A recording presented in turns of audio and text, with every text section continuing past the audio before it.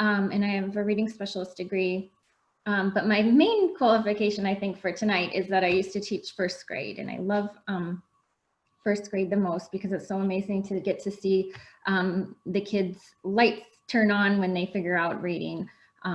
It's an ongoing process, but there is that click that generally happens in first grade that I really love. Before I get started, I do want to say I found this online. Some of my former students who are teaching this year, some of them in their first, second, third year of teaching, and they're all trying to teach, a lot of them virtually. And I thought this would be a good reminder for all of us too. Like, our first priority during the crazy year of 2020 is to keep our kids safe, help them not to feel anxious and stressed about what's going on, help them to laugh, make them feel loved, and then teach them something.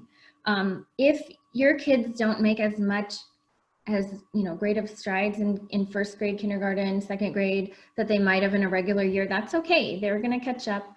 But at the same time, I've been thinking of you all summer as the pandemic has been going on, because that early years are really critical, and it's hard to imagine teaching it.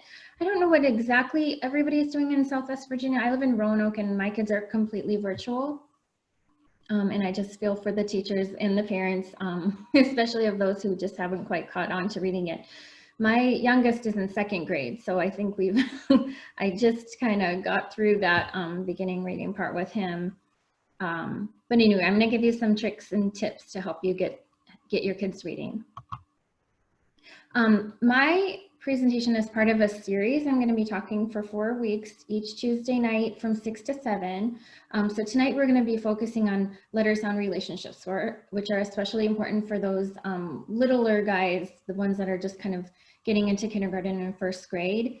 But there are going to be some things that will apply to even older readers than second and third. Next week, we're going to talk about high frequency words, which are just kind of like, it really helps your kid to know certain words so that they can build up their kind of arsenal of words they already know and don't have to think real hard about. And I'm going to kind of show you an order of how to teach that. Then we're going to be talking about fluency. So that's basically like when your child is reading to you, what are you supposed to be doing as the mom and dad? Like, are you supposed to correct every word, or how do you help them read out loud to you? And then the fourth one is just some comprehension strategies that you can do when they're reading to you or when you're reading to them, just helping them make sure that they understand what they're reading. And I will say, I have asked Nikki if she would mind keeping track of any questions or anything. My idea is to take them at the end, but if anything pressing comes up, I'm gonna trust Nikki and her friends to interrupt me. Otherwise, I'll just keep going on. It's a little weird to just talk to my computer, but we'll just do it. Okay, so the very first thing I want to mention is the concept of print. I'm not going to talk a ton about this, but it's important to understand what it is. Concept of print is basically like, if you hand a kid a book, if I hand it to them upside down like this, are they going to turn it over to the right way? Do they know that? I think I just did the exactly opposite. But are they going to know which way to read it? For you, it probably looks backwards, I think, on your line. But do they know, start at the beginning of the book and you turn the pages this way and you read the words across from left to right? If there were another line, it would go back to the left and to the right again. Those kinds of things of just how do words work. They need to understand, like if I have this page on, M is for monster. If I'm the mom reading the book to the kid and I say M is for monster, they need to understand that I'm saying that because that's what the words on the page say. It's kind of hard to understand, but like way back when they're babies, if you're reading a book to them, they have no idea. They don't know that you're reading a book, there's a message on this page that you're trying to convey. They could, just as soon assume you're making it up. So the concept of print is like the words carry meaning. The print moves from left to right. And that, like the difference between what is a word, what is a letter, okay? So what I think you should do is just to make sure, check to see whether your child understands these concepts, right? If you hand them a book and say, honey, can you show me a letter? Can they point to just one T there and that's a letter? Can they point to 4 as a word? Can they point to one letter, one word? Can they show you, like if you're trying to say, where are the words? Can they just, point to the words? Can they show you which direction to read in? If they don't know that stuff, it's fine. But you just want to kind of work on that to start with, because reading is like a progression of skills. It doesn't have to go in an exact perfect order, but there is a way that makes a bit of sense where, like, if they can't understand that this is a word, they're not going to understand the rest of the things that we're going to be talking about. Do you know what I mean? So just, if you talk to your kid tonight at bedtime, you hand them the book, they don't know which direction to go, then you're just like, oh, okay, we need to work on this stuff. So you're just going to work on things like, look, these words right here is what's telling me what to say in this book. So I hope that makes some sense. On the link I shared, I have like a long handout. It's like 5 pages long with all these things that I'm talking about. Plus I'm sharing the PowerPoint, and I have 5 different kind of resources to go with it. So hopefully all of that will help you explain it when you go back and look at this later. And also regarding the other workshops, they're all going to be recorded. So if you can't make one night, you can check it out later. Okay. So our main focus for tonight is letter names and sounds. It's a little bit tricky for us as grown-ups to really understand that there's a point in life where children don't really know that letters have meaning, that they tell you to, they signal you to make a certain sound and so on. But they need to know that. What that is called the alphabetic principle. So phonemes are basically the smallest sounds that speech can be broken into. So if I say the word map, you hear m, a, p. If you need to be able to hear all 3 of those distinct sounds, m, a, p, map. And then the graphemes are the letters. So I write an M when I hear the sound m, okay? Or I would use an A, that letter, that symbol right there, to make the A sound. Okay, so just the understanding that the letters we write and read represent the sounds in the words that we say. So what you need to do, if you're not sure, an easy thing you can do to figure out which sounds your child knows, which letters they know and which sounds they understand. I have in the packet or in the handout, just a quick little assessment you can do, which is very simple. You're basically just gonna have them read across F, R, U, O, T. Can they just identify those letters by name? Okay, and then I have in your handout, this is kind of your teacher sheet. So it has, the top one is the capital letters.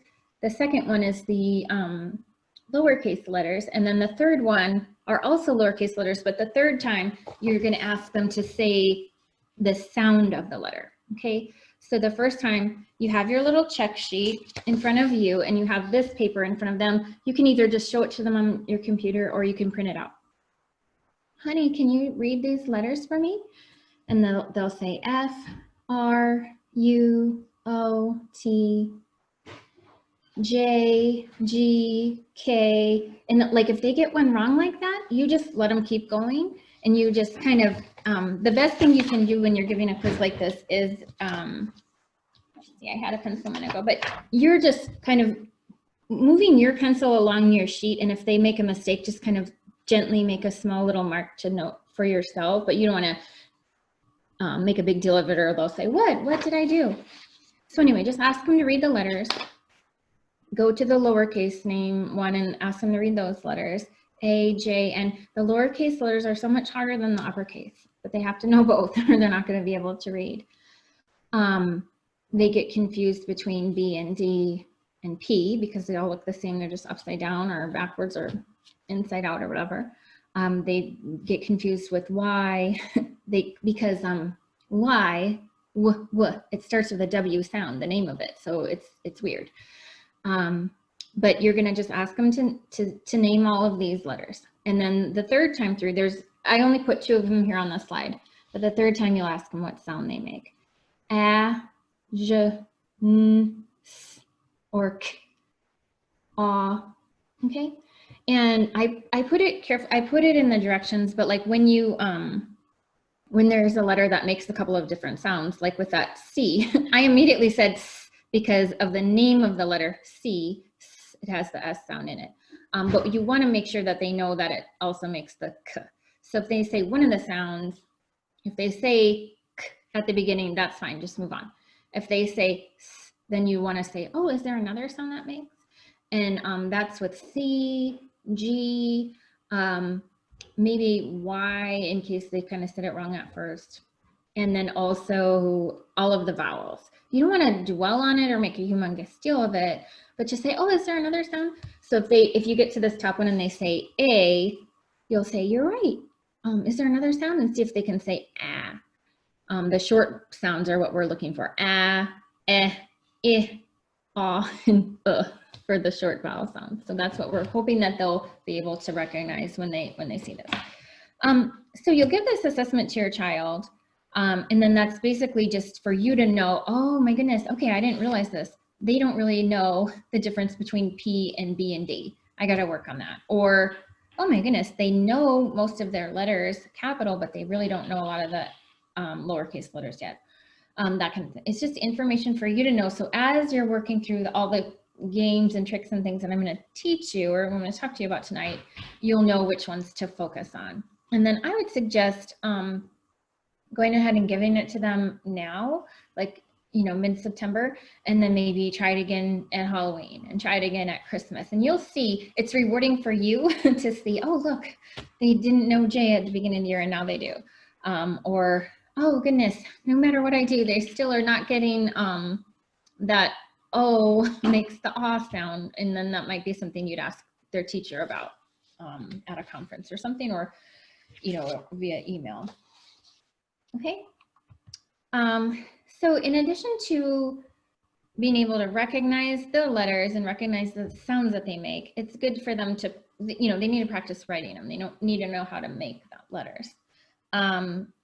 So you can have them do it in fun ways. For some reason, markers are just a million times more fun than pencils. So if you just were to give your kid a piece of paper and a pencil and said, write your letters, they would be like, oh. But if you said, ooh, look, honey, I have these markers that I've been hiding away. Do you think you could write me a note? And like, you can, you know what I mean? Like, you don't have to just say, write your letters, practice them. You could have them write an actual message like, oh, could you write mommy?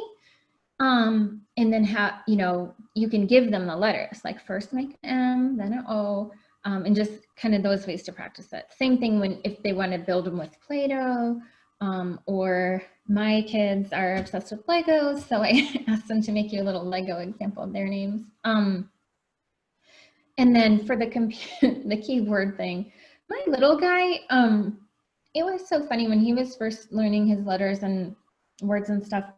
Like, he would always say, oh, mommy, can I type something on the computer? And I would say, oh, sure. And the only words he knew were our names. So he would type Jamie, mommy, daddy, Reese, and Faith. He'd type his brother and sister in there too. And that was a good way for him to like be looking at all the letters on the screen and finding the ones that made our names. However, today I would not have him do that because he's on the computer like all day long doing school. So I wouldn't add an extra computer task for him. But if maybe your kids are in school more than mine are, then I would suggest that as another way for them to practice their letters. They can type, and you can help them like enlarge the font and that kind of thing. That would make it fun. Okay, so magnetic letters are a really fun tool that you can use to just help your kids practice the sounds and the names. So I suggest keeping them on the refrigerator. However, my few years ago self would tell you that was annoying because, you know, they'll have them on the fridge and they'll kind of throw them all down and you'll always be picking up letters off the fridge, but it's okay because it helps them learn and they can help you pick them up too. But if you have magnetic letters on the fridge, like while you're making dinner or while you're washing dishes or just doing something in the kitchen, you can just kind of, they always want to be by you so that you can just ask them some things like, you've got the whole mess of letters there, and you can say, can you find the H? And they pull down the H. Good job. Can you find your name? Like if they know all the letters in their name, you can ask them to find that and spell it. And then you can switch around your questions, so you're not always asking them about the name of the letter. You want to really ask them about the sound of the letter too. Sorry. There we go. You want to ask them about the sound. So you can say, can you find the letter that begins the word banana? Banana, and see if they can kind of think, okay, banana, and then they look for the B. So that really helps them make that connection between the sound and the look of the letter. I'm trying to find a way to hide some of this without hiding the whole thing. So hold on a quick second. No, then I don't see, I need to, it's okay, sorry. Can you find the letter that comes after E? So if they already know a lot about their letters, then you can help them say, like, what letter comes after E? Can you find that letter? And also, in addition to knowing the sounds at the beginning of the words, they really need to learn the sounds that come at the end of the words too, and in the middle. So then you can kind of switch your questions. So it's kind of like, oh, what sound do you hear at the end of gift? Gift. And they might find the F and the T. If they're just learning their letters and they don't know, start with fewer of them. They don't need to have all 26 up there. And I had, like in my classroom, I would have a couple of sets of magnetic letters like this, that you can, I have these ones that are like blue for consonants, red for vowels. I just found them on Amazon.com. But you can use any ones. Most of the things I'm going to tell you about tonight, I found at Dollar Tree. I'm a huge fan of the dollar store. And I was hoping you guys, I don't exactly know where everybody is, but I've looked up and there's a Dollar Tree in Abingdon. There's one in Bristol and I think Pulaski or something. So I hope that at least for certain times, whenever you get yourself to a Dollar Tree, just look in that teacher area and find some things that might help make it more fun for your kids. I found this, this little serving tray at the Dollar Tree. So it's $1, but it looks extremely fancy to little kids.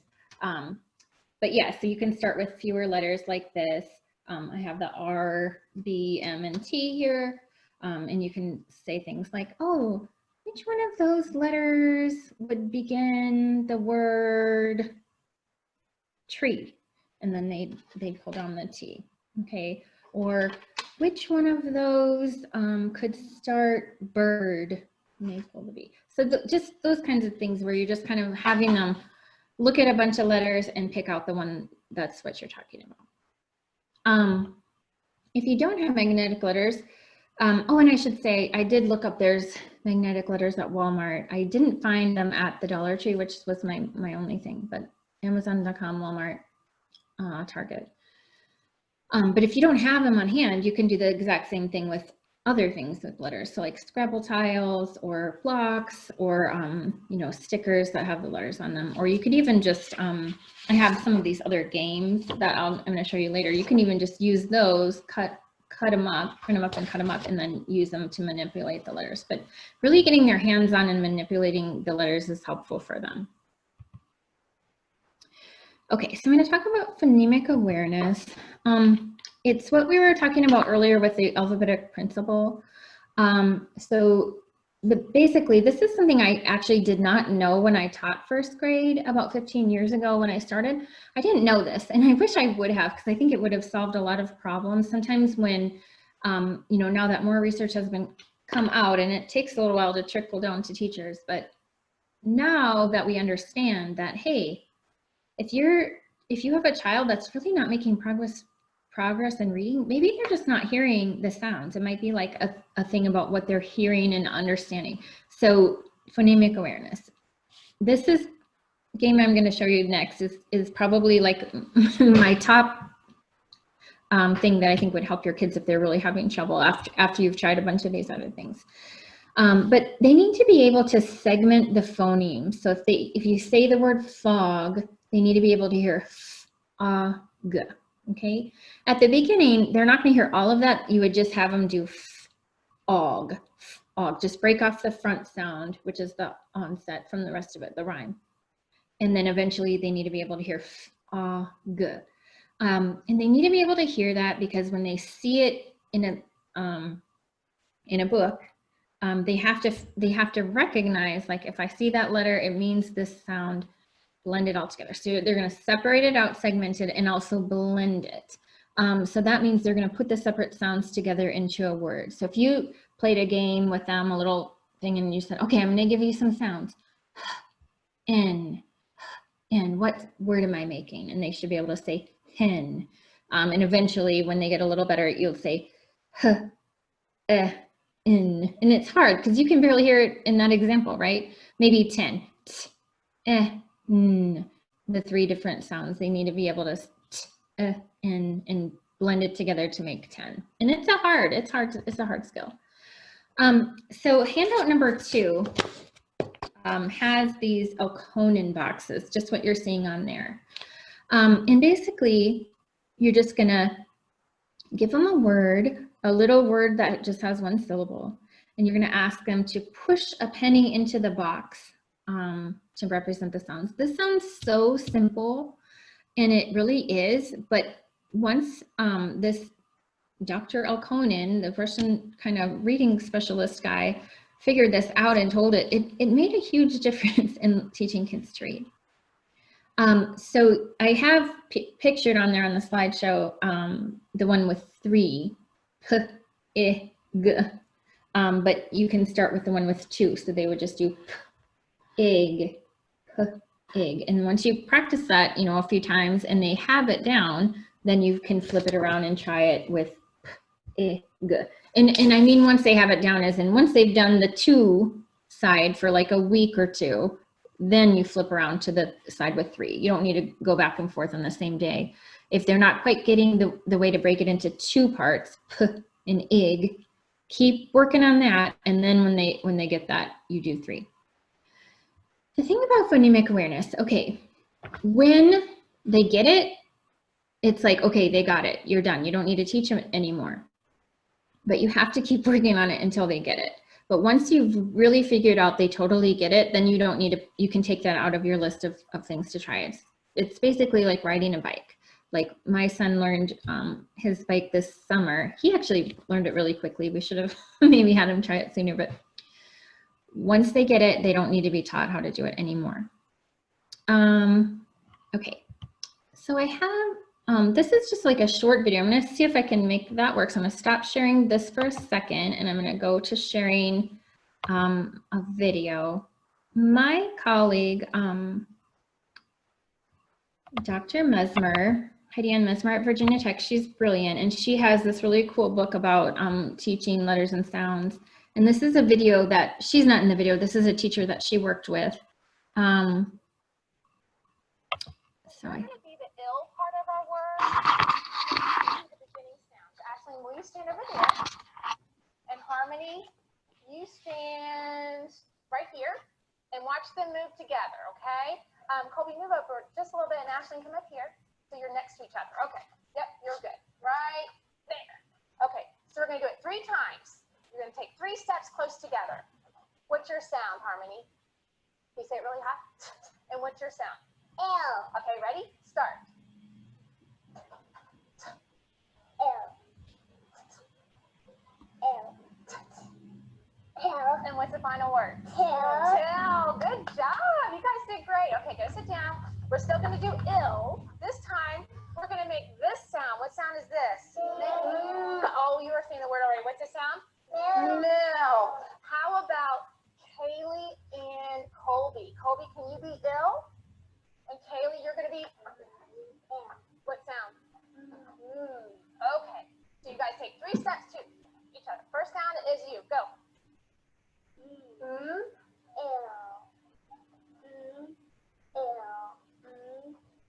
What's the word? No. Good job. Okay, so I'm going to go back to my PowerPoint. But the point of that game, it's very simple, but just so earlier when we were talking about the letter sounds, when I said ask them to identify whether they can tell you what these letters, the sounds that these letters make. It's abstract, okay? But when you show them, like if you say the sound m, ill, and put it together like that, you start to make a word. And that's just like one way that'll help them. Okay, so let me put my screen back to the PowerPoint. So Nikki or somebody, if somehow I didn't do that right, will you let me know? But here I have mop on there as an example. Op, op, op, mop. So here I have it where you can actually see the letters. But this is a good game to do even if you just have two, like your hands are blank, or you're just saying this one's and this one's op, op. Because it's all about hearing. Phonemic awareness is about the hearing, not so much the seeing. Later, they need to also be able to see it and blend it all together. But basically, it's just one little way that you can help your kid, once they know the sounds that the letters make, push it together into a word. Okay. And all of that is, it's explained in the handout too.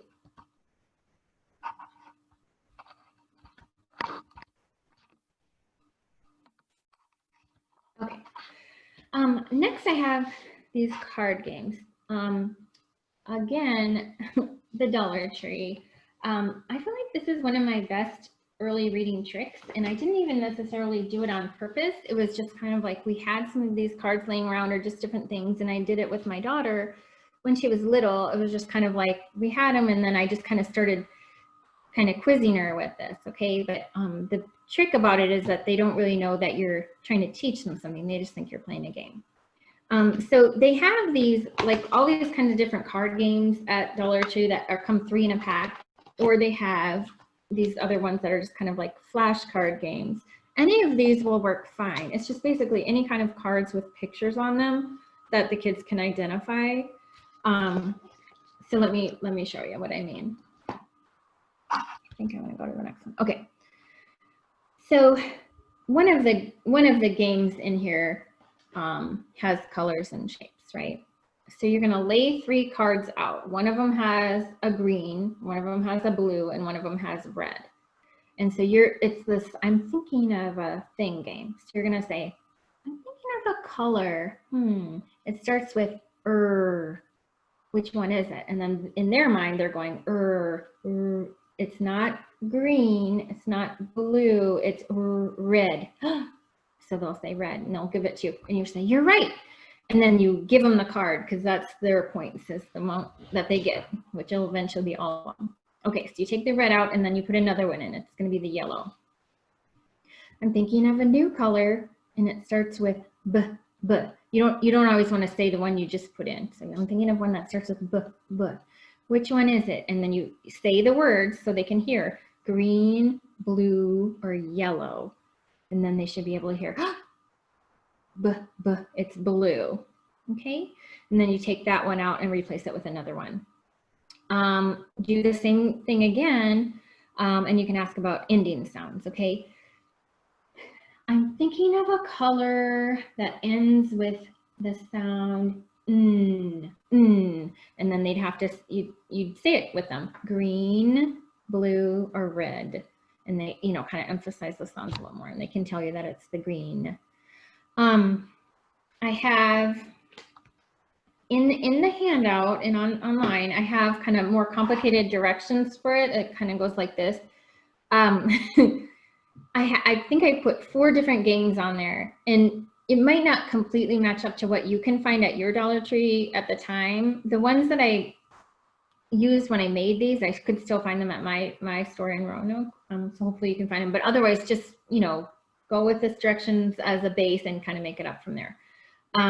But like, okay, so for example, I have 3 cards here with pictures. We've got Bert with his nose, Elmo, ice cream, and Telly with an apple. So we've got nose, ice cream, and apple. And you'll say, which one of those pictures could start with an I? Nose, ice cream, or apple? And they'll say ice cream. Okay, so they went Elmo. Then you put another one in there, which is the soap. Which one of these could start with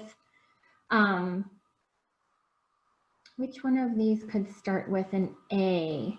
Soap, nose, or apple. And they'll have to think that through, and they'll pick apple. I hope that's making some sense. You can also, like these cards have the words on the back also. So like, let's say you do apple, baby, and hat, okay? And you would just show them those words and you'd say, which one of these do you think could be hat?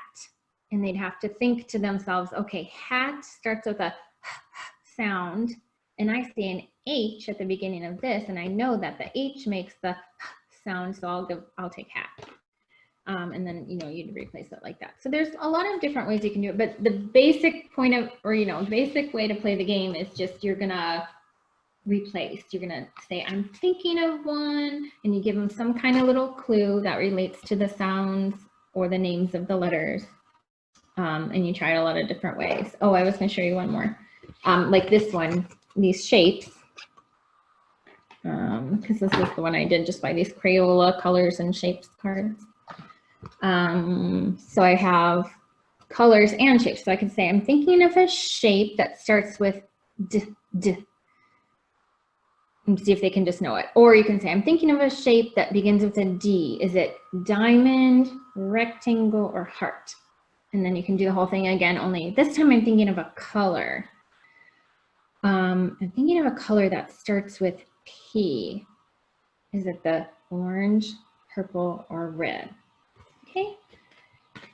But really, like, going over those sounds that words make and letters that make the sounds, and just kind of going over and over with that, it just really ingrains that into them, so that when they see it in a text, they can read it. And when they want to write a word, like if they want to write a letter to their grandma, they can write grandma. Oh, I know that's going to start with a G.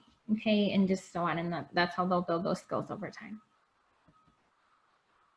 Okay, an ABC book. This is a really good one. There's a lot of different ABC books that you can get at the library. I hope your all's library is open for requesting. Like, okay, in Roanoke, we can request books online and go pick them up, but we still can't go in the library. I know in Montgomery County, you can go in the library now. So I hope you all can get in there, or at least request them online. But any ABC books, you might find that you have some on your shelf that you didn't even realize. But these are really good for just reinforcing the letters and sounds. I have this Museum ABC that I have pictured there. It kind of shows, let's see, L is for light. So there's 4 different pictures with light in it. Just kind of helping them. Even like if they can't read yet, but you get to the page with the L on it, you might say, what do you think this word is? What is in these pictures that they could be talking about? And it's the light. But my favorite one is always the Dr. Seuss's ABC book. I just remember liking this when I was little, and all my students really like it. It's good because it says big H, little h, what begins with H. So you're saying that 3 times before you get to the words and what they sound like. Hungry horse, hen, and hat. So you've got 4 different words with that sound, H, H, H. So it's just like a constant, like, ton of reinforcement for each letter. Big I, little I, what begins with I, itchy, itchy, Ichabod. And that's a good one too, because, you know, it flips between the sound that I makes, the long vowel sound, isn't the same as at the beginning of words or in the middle of words. So the Dr. Seuss's ABC is one that I would definitely suggest requesting at your library if you don't have it already. I do have it, but I could not find it today or this weekend when I was looking for it. So I think I might have passed it to my nephew. I don't know what happened. But even better than reading ABC books with your kids, the best idea is to make an ABC book with your kids. And I made one with each of my kids. Of course, the one I made with my daughter, she's my oldest, was way better. And each thing as I went along got a little worse when I had more kids. I have 3. But this is a couple of pages from my daughter's ABC book that we made with her. So all you're gonna do is, each time you're ready to work on it, like, you know, ideally you do it every day for 26 days, but that's not really how life tends to work when you have little kids. So you're just gonna, you know, do one when you can. Start with A, make a big A in the middle of the page, and then think of words that begin with A, or like here I have R. So we thought of rain, a road, a rose, the color red. And those are the ones we put on at first. Faith, I think, went back and put a race car in there when she got a little bigger and she could draw better. And if you'll see, she drew in Reese. That was her baby brother. So when we first made the book, she didn't have him. We couldn't put him on there, but then she went back and added him. It was pretty cute. And then on the S page, she's got Sadie, her cousin, a shell, a snake. I overlaid star and stool because you couldn't read them very good anymore. And a stop sign. It's just words that the two of you, or, you know, the three of you, if you, you know, both parents want to get involved, or the little brother and sister, or anybody, just words that you guys can think of. The pictures do not have to be great. In fact, they shouldn't. It should just be like a quick little drawing or something. Oh, I think Snow White is what I can't see because I'm covering it up. But yeah, she was real into the princesses, so we had stickers for them, and we put them on all their appropriate pages.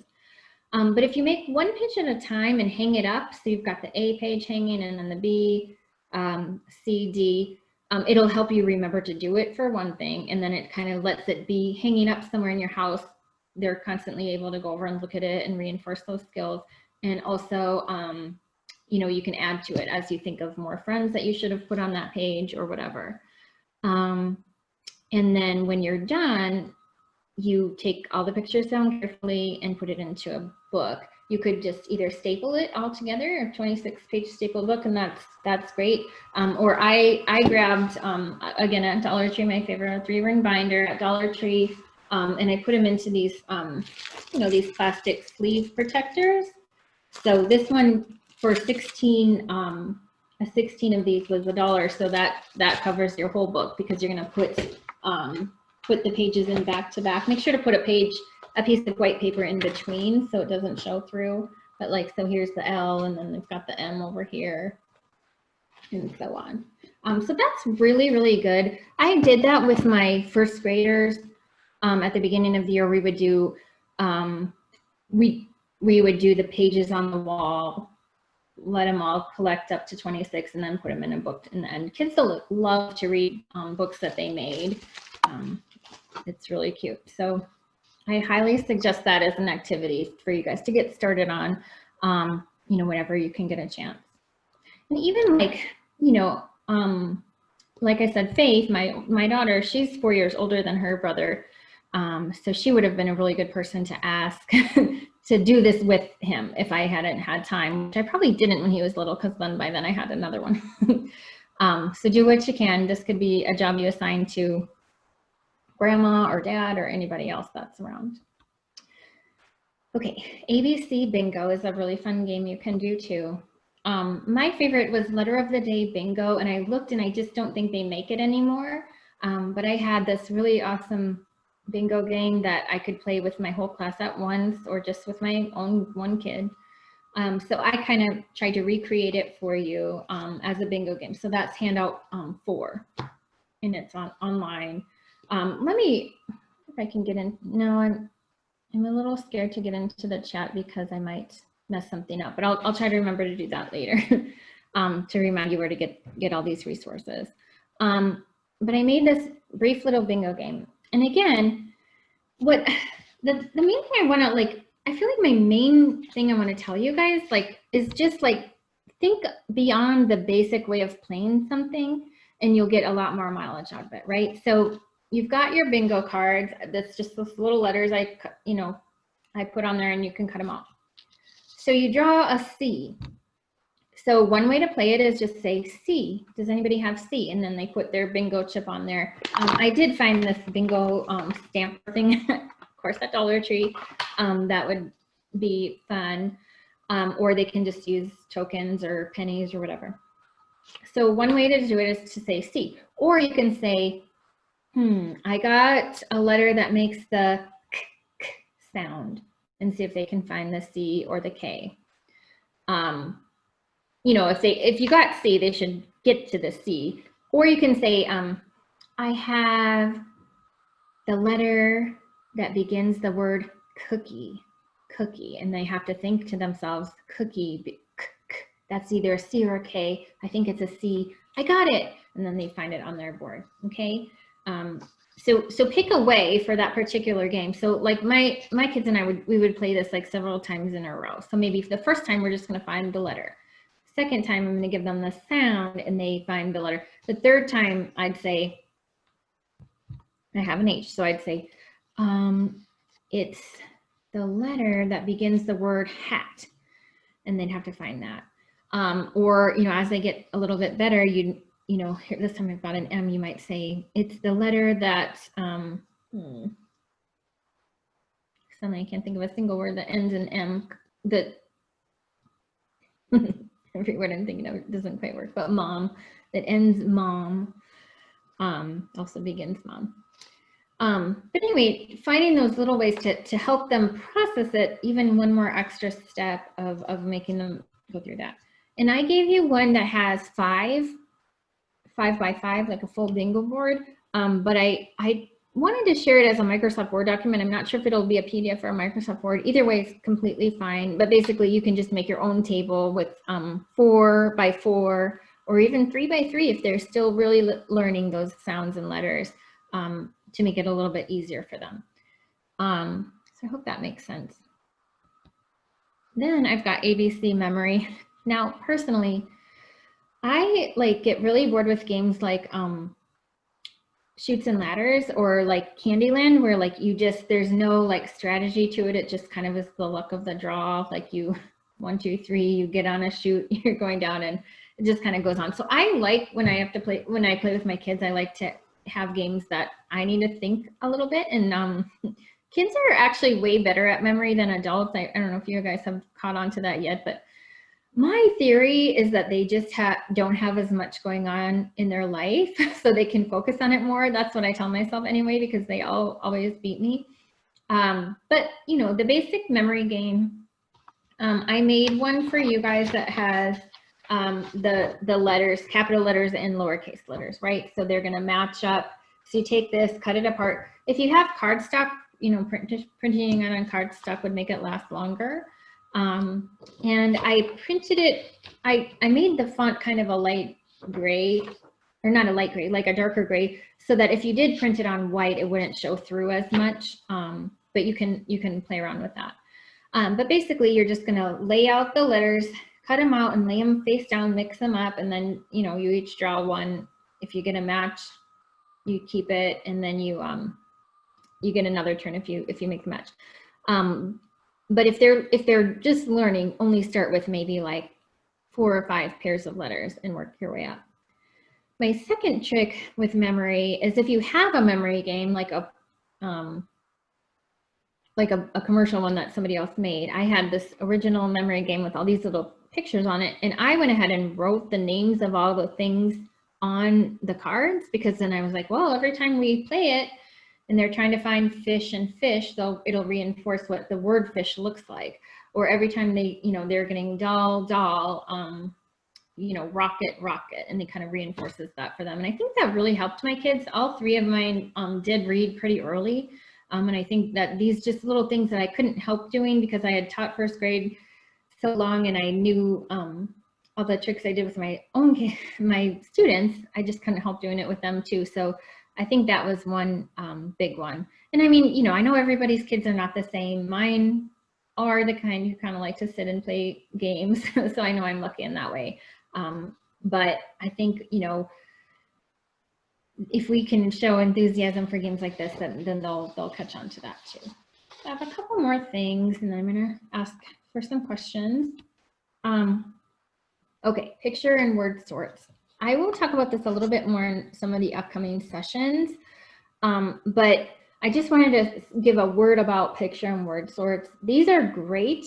They're really good for helping your kid learn, but I'm suggesting definitely have your kids do it if their teacher assigns it. If their teacher didn't assign it, it's not like as fun of a thing to ask them to do. So like, you know, if their teacher assigns it, then you as the mom and dad will say, yes, please have them do this and work with them. It's really, really important. It helps them kind of sort the different, first of all, you've got the picture sort on your left. So it helps them pick out, like, these are the pictures. First, you have to go through, what are all these pictures anyway? A shirt, a ship, a shot in the arm, and then they kind of sort them out by what the beginning sound is, right? It looks like the kid in this class was told to write the name of the word on there. So those are really good. Like if you have these little pictures and they sort them out by beginning sound or ending sound or middle sound or whatever they want you to sort them out with. This is super, super helpful. However, as a mom and dad, it's not like the best thing to make your kid do because it's time consuming and they might kind of think it's a drag after a while. So maybe let the teacher be the bad guy on that one. Not that it's not terrible, but I've heard kids complain about it. Nobody in my house, but you know.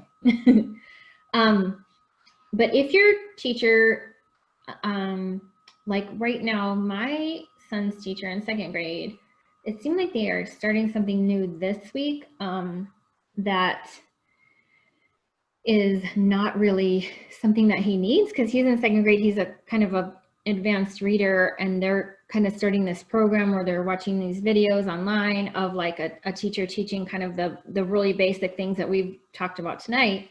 And I think my son doesn't need that anymore. So I think what I'm going to do is tell his teacher, like, well, this video is on for the rest of the kids. I'm going to have Jamie do these word sorts because it's really good for him. And if you want to find, you can find sorts like this online. It's called Word Study. But I am going to mention it more in coming weeks. Oh, rhyming books. So another way to help reinforce that rhyming, the phonemic awareness, what sound comes at the beginning of words, is if you work with words that already rhyme. So if you find books that have like, there's a walk it in my pocket, they'll be able to hear like, oh look, w and p are different and the ocket is the same, and it just helps them kind of separate out those sounds. So any kind of rhyming songs, rhyming books, you know, little, you know, videos you could find, although I'm trying hard to, throughout this whole series, is give you things that you can do less online and more in real life. And although I think I am, now that I'm saying that, I did have one thing about the magnetic letters. There's a magnetic letter app that you can use if you can't get to Walmart or if you can't get to the Dollar Tree. You can use an app for playing around with magnetic letters. So I'll send you that if you want to email me. If I forgot to put it on the handout. So all of the resources, I have them online in a Google Drive.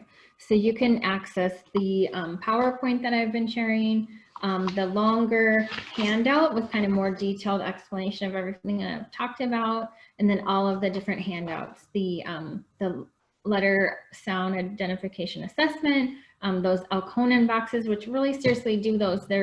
It's really easy, just a minute, you know, quick minute here and there. Just be like, oh, honey, log. It'll make a big difference. The bingo cards, memory cards, and all those directions for the, I'm realizing these are not the correct numbers, so just ignore that, but they're all, the things are on there. And that's where you can get them in the Google Drive. And now I'm ready if anybody has any questions. I don't know if people want to enter something into the chat or if there's like a Q&A, but I'm happy to take any questions for the last few minutes here.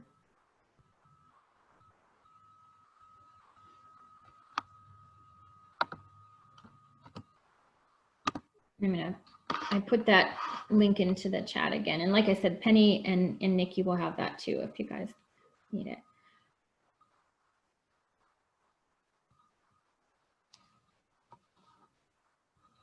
I can't really see anything happening, so I don't know if anybody has a question, if there's like a Q&A thing, but I don't see that anybody has asked anything. Penny or Nikki, can you guys think of something to ask? Or I think you've done an excellent job. I would just thank you very much. And parents, I would encourage you to invite other parents to join us next week. at the same time, 6 o'clock. If you know anyone that had difficulty getting connected, please have them contact us and we'll make sure they are connected next time. Thank you so much. Yeah, thank you all so much. I appreciate the opportunity and I wish everybody the best of luck. Thank you.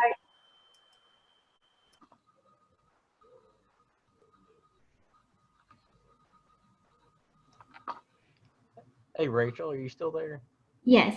You have one question in the Q&A. Oh, yes, yes. Okay, I have a 4-year-old.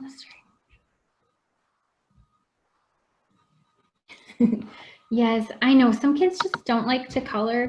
I totally get that. So I don't know what to say about that. I had one who loved to color and 2 who didn't. They like to draw instead. So I'm trying to think. So she does want to do it. She does want to do the coloring. Yeah, I love workbooks. I should say they have some at the Dollar Tree, and like I'm saying, like there's some kids who just really love those and some who don't love them as much. But if your kid likes to do them, I really recommend it. I mean, they get so happy, like if you give them a big star and that kind of thing. So if they're able to do the workbooks, that's fantastic. But if she's still 4 and she doesn't like love to do that, I wouldn't push it yet. If she doesn't love to do the coloring or whatever, because for like her being in pre-K is amazing. Like that's so good. She's going to be ahead of things, and you know, maybe talk to her teacher and see if like, would it be like I went to this presentation and this lady said I should play this game with her or whatever. Is it okay if I do that instead of the coloring? She didn't, and I think they'll probably say yes, that's fine. So that's what I would maybe suggest for that. I personally always loved coloring when I was little, so I sometimes had a hard time understanding when my first graders didn't love to color, but some of them just don't, and that's okay.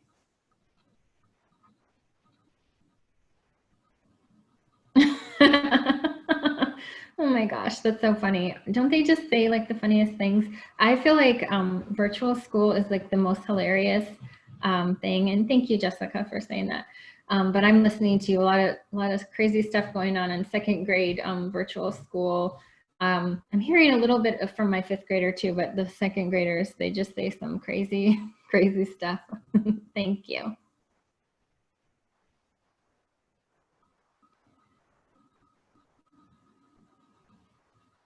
Well, y'all at the Southwest Center, thank you for hosting this and for letting me be here. And I'll look forward to seeing everybody again next week.